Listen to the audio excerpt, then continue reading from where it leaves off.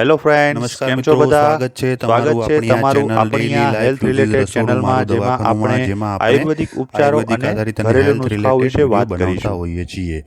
મિત્રો, શું તમને કે તમારા ઘરમાં કોઈને કાનમાં અચાનક દુખાવો થાય છે? ક્યારેક તો દુખાવો એટલો થાય કે ઊંઘ પણ ના આવે એવું બને છે. તો આવા પ્રશ્નો થતા હશે કે કાનમાં દુખાવો કેમ થાય, ઘરમાં શું ઉપાય કરી શકાય અને ક્યારે ડૉક્ટર પાસે જવું જરૂરી છે. મિત્રો, આજના આપણા વિડીયોમાં હું તમને કાનના દુખાવા વિશે સંપૂર્ણ માહિતી આપવાનો છું. તેના કારણો, તેના ઉપચાર અને કાળજી એ બધું એક જ વિડીયોમાં તમને બતાવવાનો મારો પ્રયત્ન છે. મિત્રો, આગળ વધીએ. કાનમાં દુખાવો શા માટે થાય છે તે સૌ પ્રથમ જોઈએ. કાનમાં દુખાવો એટલે ઇયર પેન, જેને મેડિકલ ભાષામાં ઓટાલ્જિયા કહેવામાં આવે છે. આ દુખાવો બે પ્રકારનો હોય છે: પ્રાઇમરી પેન, સીધું કાનમાં પ્રોબ્લેમ, અને રિફર્ડ પેન, કાન સિવાયના ભાગથી આવતો દુખાવો, જેમ કે દાંત, ગળું વગેરે.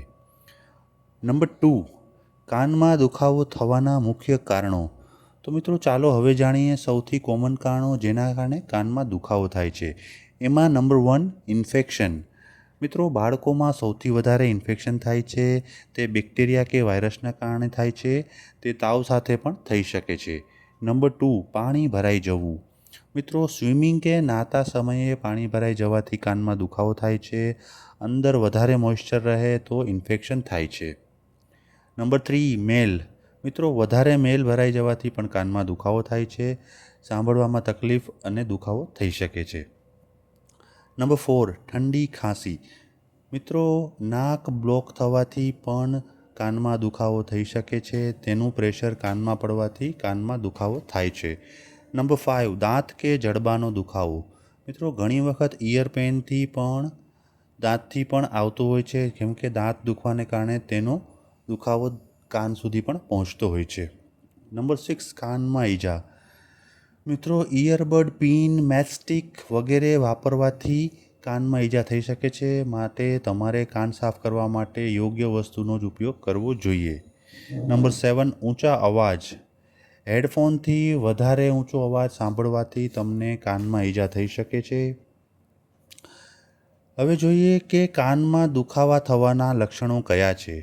મિત્રો, કાનમાં ચૂભતો દુખાવો, સાંભળવામાં મુશ્કેલી, કાનમાં અવાજ, તાવ, પાણી કે પસ નીકળવી, બાળકોમાં રડવું અને કાન પકડી રાખવું, આ બધા લક્ષણો બતાવે છે કે કાનમાં દુખાવો થઈ રહ્યો છે. નંબર 4, હવે આપણે જોઈએ કે તેના ઘરગથ્થુ ઉપાય એટલે કે હોમ રેમિડીઝ કયા કયા છે. મિત્રો, ધ્યાનમાં રાખો કે આ માત્ર હળવા દુખાવા માટે જ છે. તો જોઈએ, આગળ વધીએ. નંબર 1, લસણનું તેલ. મિત્રો, લસણના તેલને ગરમ કરીને કાનમાં ઠંડુ થાય ત્યારે 2 ટીપાં નાખવાથી દુખાવામાં રાહત થઈ શકે છે. તે કાનમાં રહેલા ઇન્ફેક્શનને ઘટાડવામાં મદદરૂપ છે. નંબર 2, ડુંગળીનો રસ. ડુંગળીને થોડું ગરમ કરીને 1 થી 2 ટીપાં નાખવાથી પેઇનમાં રિલીફ થાય છે. નંબર 3, તુલસીનો રસ.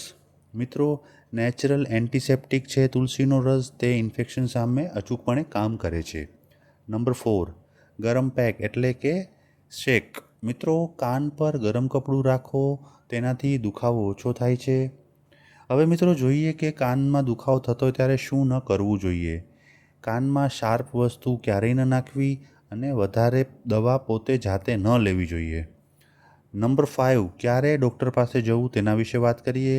તો મિત્રો, દુખાવો 2 થી 3 દિવસથી વધારે રહે, તાવ આવે, સાંભળવામાં તકલીફ થાય, કાનમાંથી પાણી કે પસ આવે અને બાળક સતત રડે, તો આ બધા સિમ્પટમ્સ હોય છે કે તેનો દુખાવો વધારે છે અને તરત ENT ડૉક્ટર પાસે જવું જોઈએ. નંબર 6, બાળકોમાં ખાસ કાળજી. મિત્રો, બોટલ ફીડિંગ સમયે માથું ઊંચું રાખવું, કાનમાં પાણી ન જવા દેવું અને તેનું રેગ્યુલર ચેકઅપ કરાવતું રહેવું. આ બધી કાળજી કાનના દુખાવા માટે બાળકો માટે રાખવી જરૂરી છે. નંબર 7, કાનની કાળજી કેવી રીતે રાખી શકાય. તો મિત્રો, નોર્મલી કાન સાફ કરવા માટે ઇયરબડનો ઓછો ઉપયોગ, સ્વિમિંગ પૂલ પછી કાનને સૂકવવા, વધારે લાઉડ મ્યુઝિકથી દૂર રહેવું, કોલ્ડ કફ ટાઈમ પર ખાસ સારવાર લેવી. નંબર 8, ખોરાક અને લાઇફસ્ટાઇલ. મિત્રો, કાનના દુખાવાથી બચવા માટે તમારે વિટામિન સી એટલે કે લીંબુ, સંતરા વગેરે જેવો આહાર લેવો જોઈએ, પાણી વધારે પીવું જોઈએ અને ઇમ્યુનિટી સ્ટ્રોંગ રાખવા માટેના પ્રયત્નો કરવા જોઈએ. મિત્રો, એક ચેતવણી છે કે કાન ખૂબ જ સેન્સિટિવ અંગ છે. ગેરરીતે સારવાર કરવાથી તેમાં પરમેનન્ટ ડેમેજ પણ થઈ શકે છે. એટલે વધારે પડતું દુખાવો હોય તો સીધા ડૉક્ટર પાસે જવું સલાહ આપવા લાયક છે.